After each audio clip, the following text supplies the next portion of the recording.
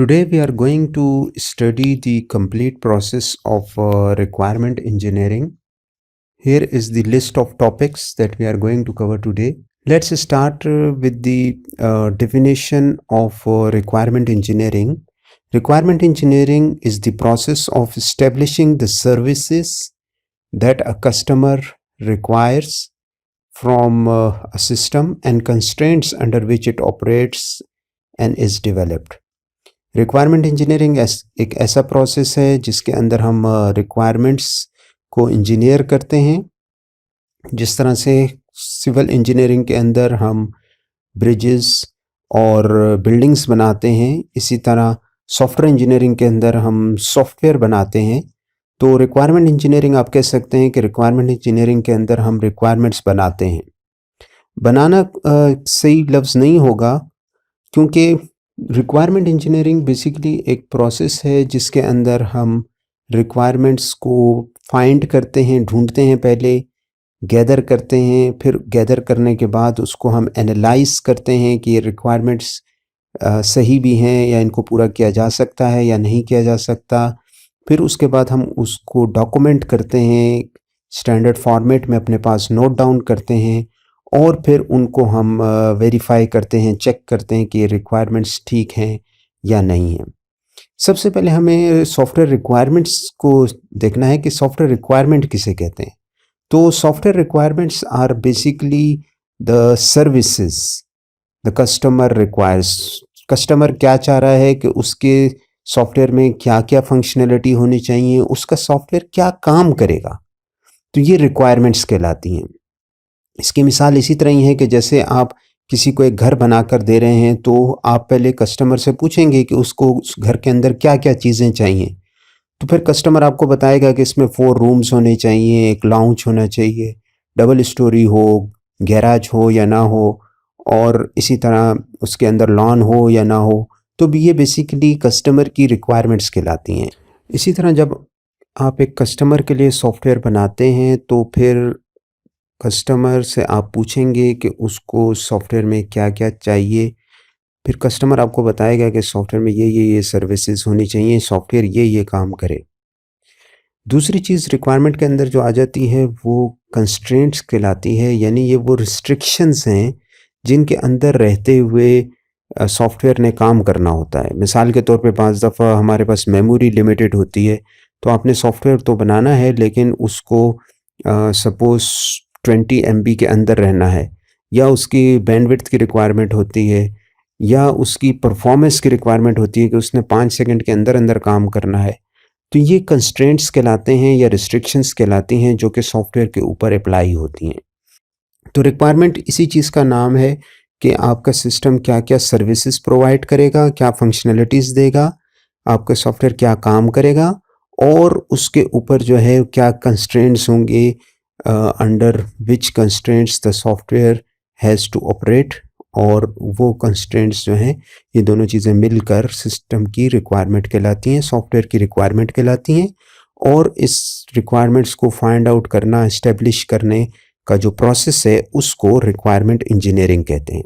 सो अगर आपसे कोई पूछे कि व्हाट इज़ सॉफ्टवेयर रिक्वायरमेंट, तो आप उसको बता सकते हैं कि बेसिकली ये सॉफ्टवेयर सर्विसेज और जो कंस्ट्रेंट्स हैं सिस्टम के, ये उन दोनों के मजमूए का नाम है। और बेसिकली ये it ranges from very high level abstract statement of services, वहाँ से लेकर और बहुत ही डिटेल्ड लो लेवल पर, जहाँ पे हम मैथमेटिकल फॉर्म में फंक्शन स्पेसिफिकेशन करते हैं, रिक्वायरमेंट के अंदर इंक्लूडेड होती हैं। बेसिकली रिक्वायरमेंट्स आपके 2 काम कर रही होती हैं। एक काम तो ये होता है कि सॉफ्टवेयर रिक्वायरमेंट को हम इस्टेब्लिश करते हैं और उसकी बेस पर ही फिर सॉफ्टवेयर डिज़ाइन बनाया जाएगा, जिसकी बेस पर आपका सॉफ्टवेयर डेवलप होगा। लेकिन दूसरा काम ये हो सकता है कि ये सॉफ्टवेयर रिक्वायरमेंट्स जो हैं, ये बेसिकली एज अ कॉन्ट्रैक्ट के तौर पर भी आप इसको यूज़ कर सकते हैं। हो सकता है कि आप अभी आपको सॉफ्टवेयर का प्रोजेक्ट मिला नहीं है और आप उसके लिए भी बिडिंग कर रहे हैं उस सॉफ्टवेयर के लिए, तो ये बिडिंग के तौर पर भी इस्तेमाल हो सकता है। कॉन्ट्रैक्ट हासिल करने के लिए आप एक सेट ऑफ रिक्वायरमेंट्स बना देते हैं कि भाई आप जो सॉफ्टवेयर है उसके अंदर ये फंक्शनलिटीज़ होंगी वो ये सर्विसेज प्रोवाइड करेगा। या हो सकता है कि जब आपको प्रोजेक्ट मिल जाता है और प्रोजेक्ट मिलने के बाद आप इन रिक्वायरमेंट को संभाल कर रखते हैं, क्योंकि ये एज ए कॉन्ट्रैक्ट के तौर पे काम कर रहा होता है। और जब आप सॉफ्टवेयर कंप्लीट कर लेते हैं तो वहाँ पर फिर आप अपने कस्टमर को वो कॉन्ट्रैक्ट दिखा सकते हैं कि देखिए शुरू में हमने ये तय किया था कि हम ये 10 सर्विसेज या 15 सर्विसेज सॉफ्टवेयर प्रोवाइड करेगा और मेरा सॉफ्टवेयर इस 10-15 सर्विसेज प्रोवाइड कर रहा है, लिहाजा मैंने काम कंप्लीट कर लिया है, ताकि आपका कस्टमर मज़ीद नई फरमाइश ना कर सके, नई रिक्वायरमेंट्स को ऐड ना कर सके। तो दोनों मकसद जो हैं ये सॉफ्टवेयर रिक्वायरमेंट्स पूरा करती है। हमारे पास रिक्वायरमेंट्स की अगर हम एक टाइप की बात करें तो वो ये है कि requirements can be divided in two types, which is user requirements and system requirements. User requirements basically customer के लिए लिखी जाती हैं और ये बहुत ही हाई लेवल में लिखी जाती हैं। मतलब ये है कि इसके अंदर डिटेल्स नहीं होती। नॉर्मली नेचुरल लैंग्वेज में लिखी जाती हैं। नेचुरल लैंग्वेज का मतलब ये है कि इंग्लिश के अंदर इसको स्पेसिफाई किया जाता है। हो सकता है इसके अंदर हम कुछ डायग्राम्स को भी इंक्लूड कर दें, लेकिन ये एक्सप्लेन क्या करेंगी, बेसिकली सॉफ्टवेयर की सर्विसेज को ही एक्सप्लेन करेंगी। और उसके जो कंस्ट्रेंट्स हैं जो हम पहले बात कर चुके हैं कि रिक्वायरमेंट्स के अंदर यही दो चीज़ें होती हैं, सर्विसेज और कंस्ट्रेंट्स, तो उनको आप नेचुरल लैंग्वेज में प्लेन इंग्लिश के अंदर एक्सप्लेन कर रहे हैं, लेकिन बहुत हाई लेवल पर डिटेल नहीं प्रोवाइड कर रहे। तो इसको यूज़र रिक्वायरमेंट कहते हैं, क्योंकि ये कस्टमर के लिए या यूज़र के लिए लिखी जाती हैं, इसलिए इसका नाम यूज़र रिक्वायरमेंट्स है। दूसरी किस्म है सिस्टम रिक्वायरमेंट्स। ये अब काफ़ी डिटेल के अंदर लिखी जाती हैं, डिटेल डिस्क्रिप्शन होती हैं। सिस्टम जो भी सर्विसेज प्रोवाइड करेगा, जो फंक्शनलिटी सॉफ्टवेयर के अंदर इंक्लूडेड होगी या कंस्ट्रेंट्स, तो उनकी डिटेल डिस्क्रिप्शन सिस्टम रिक्वायरमेंट्स कहलाती हैं। और बेसिकली ये आपको जो सॉफ्टवेयर डिज़ाइनर है ये उसके लिए लिखी जाती है, लेकिन ये आपके ये रिक्वायरमेंट्स जो हैं ये एक तरह से कॉन्ट्रैक्ट के तौर पर भी काम कर सकती हैं between you and the customer.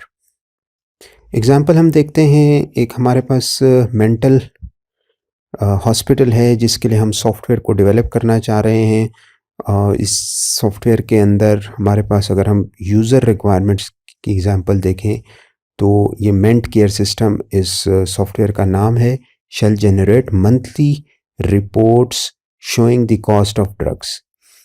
बहुत ही हाई लेवल पे बात की गई है। यूज़र रिक्वायरमेंट के अंदर लिखा है कि ये सॉफ्टवेयर क्या करेगा, ये मंथली रिपोर्ट जनरेट करेगा जिसमें बताया जाएगा कि हॉस्पिटल के अंदर मुख्तलिफ क्लिनिक्स हैं, सपोज़ 12-15 क्लिनिक्स हैं, और वो हर एक क्लिनिक जो है वो कितनी कितनी मेडिसिन लिख कर दे रहा है, उसकी प्राइस क्या है उस मेडिसिन की पेशेंट्स को। तो ये रिपोर्ट जो है ये हर क्लिनिक वाइज सॉफ्टवेयर जनरेट करेगा। बहुत ही एक हाई लेवल पे बात की गई है, लेकिन ये रिक्वायरमेंट जो है ये सॉफ्टवेयर ये सर्विस प्रोवाइड करेगा, यानी कि मंथली रिपोर्ट जनरेट करेगा। सिस्टम रिक्वायरमेंट की एग्जांपल देखते हैं तो आप देख रहे हैं इसकी नंबरिंग भी आप देख रहे हैं 1 एंड फिर अभी इसकी फर्दर डिटेल आ गई है 1.1। अब इसमें क्या बता रहे हैं, इसमें बता रहे हैं कि on the last working day of each month a summary of drugs prescribed, there cost and the prescribing clinic shall be generated. अब यहाँ पर हमारे पास एक तरह से एक रिस्ट्रिक्शन आ गई है, एक हमारे पर कंस्ट्रेंट लग गया है कि ये रिपोर्ट कब जनरेट होनी है, ये हर महीने की आखिरी दिन पे जनरेट होनी है, लास्ट वर्किंग डे पे जनरेट होनी है। और किस टाइम पे जनरेट होनी है, 1.2 में बता रहे हैं कि 5:30 पर इसने जनरेट होना है। अब उसके अंदर होगा क्या रिपोर्ट के अंदर, तो रिपोर्ट के अंदर हर एक क्लिनिक के लिए रिपोर्ट होगी और उसमें इंडिविजुअल दवाई का नाम लिखा हुआ होगा, ड्रग का नेम है, टोटल नंबर ऑफ़ प्रिस्क्रिप्शंस होंगी, कितनी डोजेस प्रिस्क्राइब की गई हैं और टोटल कॉस्ट जो है। अब उसकी फर्दर डिटेल आ रही है कि रिपोर्ट के अंदर क्या क्या चीज़ें होंगी। फिर अगर ड्रग की जो है वो डिफरेंट अमाउंट है, कोई 10 mg या 20 mg या 50 mg की टैबलेट्स हैं, तो फिर उस हिसाब से जो डोज यूनिट है वो स्पेसिफाई होना चाहिए और उसके हिसाब से फिर सेपरेट रिपोर्ट्स बनेंगी। इसी तरह यहाँ पर फिर 1.5 में आप देख रहे हैं कि सिर्फ वही लोग रिपोर्ट्स को, ये जो कॉस्ट वाली रिपोर्ट्स हैं, इनको एक्सेस कर सकते हैं जिनके पास प्रॉपर एक उनका यूज़र नेम पासवर्ड होगा, एक अकाउंट बना होगा, ऑथराइज्ड होंगे, सिर्फ वो ही इन रिपोर्ट्स को एक्सेस कर सकते हैं। अब आप यहाँ पे देख रहे हैं कि यूज़र रिक्वायरमेंट्स बहुत ही हाई लेवल पर थी कि रिपोर्ट्स जनरेट होंगी, और उन रिपोर्ट्स की डिटेल क्या है वो फिर सिस्टम रिक्वायरमेंट्स में बताई जा रही है कि भाई हर महीने की आखिरी दिन पे और 5:30 पर, और इसी तरह उनके अंदर फर्दर डिटेल क्या होगी। और यहाँ पे फिर फर्दर आप ये भी इन सपोज यहाँ 5 सिस्टम रिक्वायरमेंट्स लिखी गई हैं, इनके अंदर आप फिर फर्दर डिवीजन कर सकते हैं कि यहाँ पर इन 5 में से सर्विसेज क्या हैं, और इन 5 में से जो कंस्ट्रेंट्स हैं वो क्या हैं।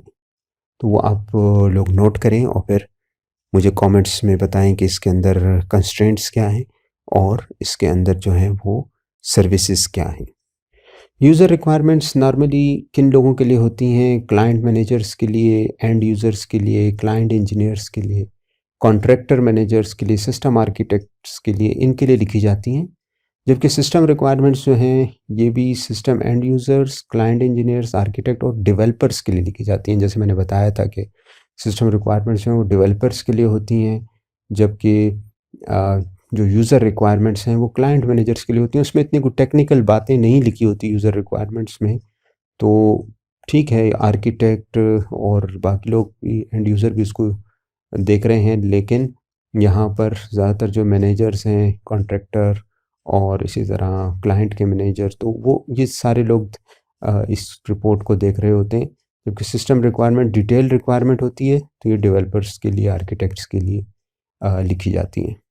एजाइल मेथड्स को हमने स्टडी किया था, और एजाइल मेथड के मुताबिक इतनी डिटेल में सिस्टम रिक्वायरमेंट्स को बनाना ये वेस्ट ऑफ टाइम है। क्यों? क्योंकि रिक्वायरमेंट्स जो हैं वो बहुत ही जल्दी जल्दी चेंज होती हैं। ख़ास तौर पे अगर हम बिज़नेस सॉफ्टवेयर की बात करें तो ये इतने डिटेल डॉक्यूमेंट बनाना और इस पे इतनी मेहनत और ख्वारी करना जो है, according to agile methods it is a waste of time. Requirements जल्दी पुरानी हो जाएंगी, और हमने जितनी मेहनत की होगी, हमने जो इसको कैटेगराइजेशन इनकी की है वो भी बेकार चली जाएगी, हमारे पास इसी टाइम ज़ाया होगा। एजाइल के अंदर हमने पढ़ा था कि एजाइल जो है वो उसके मुताबिक आप पूरा सॉफ्टवेयर डेवलप इकट्ठा नहीं करते। जब पूरा सॉफ्टवेयर आप इकट्ठा डेवलप नहीं करते बल्कि इंक्रीमेंट्स में करते हैं, तो फिर आपको पूरी रिक्वायरमेंट्स भी सारे सॉफ्टवेयर के लिए गैदर करके और डॉक्यूमेंट करने की ज़रूरत नहीं है। वहाँ पे फिर आप जो इंक्रीमेंट बना रहे हैं सिर्फ उसकी रिक्वायरमेंट्स गैदर करेंगे। और वो हमने देखा था कि रिक्वायरमेंट्स जो हैं एजाइल के अंदर उनका एक ख़ास नाम होता है, उनको यूज़र स्टोरीज़ के ज़रिए एक्सप्रेस किया जाता है। तो यूज़र स्टोरीज़ फिर सिर्फ उसी इंक्रीमेंट के लिए बनती है जिस इंक्रीमेंट पे काम हो रहा है, बाकी पूरी सॉफ्टवेयर के लिए रिक्वायरमेंट्स नहीं बनाई जाती।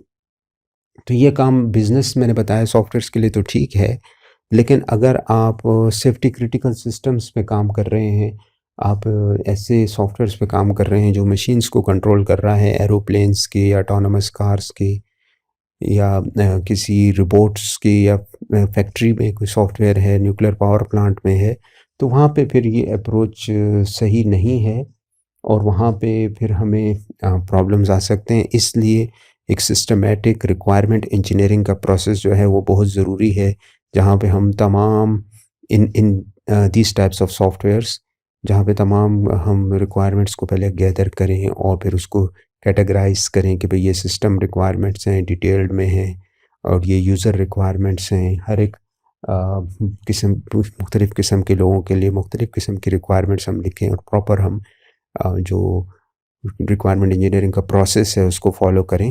तो इसीलिए हम इसको स्टडी भी कर रहे हैं।